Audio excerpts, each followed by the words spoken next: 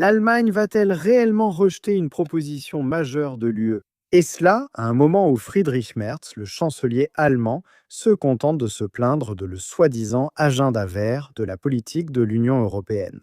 Ce système d'échange de quotas d'émissions, auquel des pays comme l'Italie se sont également fermement opposés, est en fait une taxe sur les entreprises, rendant l'Europe moins compétitive sur le plan industriel. Et bien sûr, cela a maintenant un impact majeur. Vous voyez ce qui se passe actuellement avec la désindustrialisation de l'Europe.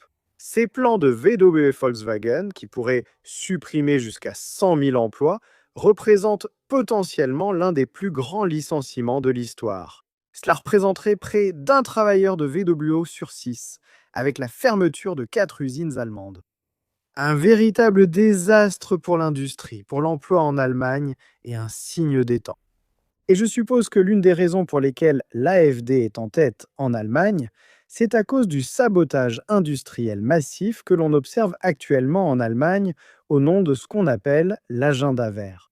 Ce que vous avez aussi, c'est une Union européenne qui, en même temps, avec Ursula von der Leyen bien sûr, mène cette initiative. Il est absolument clair que l'UE vise désormais un budget de 2000 milliards d'euros. Eh bien, l'Allemagne se rend maintenant compte, bien sûr, qu'avec la vache à lait britannique partie, on va compter encore plus sur elle pour financer ce niveau de budget obscène. Vous pouvez donc voir que l'Allemagne demande maintenant en fait une réduction de 400 milliards d'euros sur ce budget proposé de 2000 milliards d'euros. L'Allemagne va bien sûr devoir débourser une véritable fortune pour financer tout cela. Une énorme augmentation. On passe d'un 1,3 000 milliards à 2 000 milliards. Donc cette proposition revient presque à doubler le budget. C'est tout simplement une explosion. Encore une mainmise de l'UE. C'est toujours comme ça que ça se passe. Les partis eurosceptiques gagnent les élections, puis sont ignorés.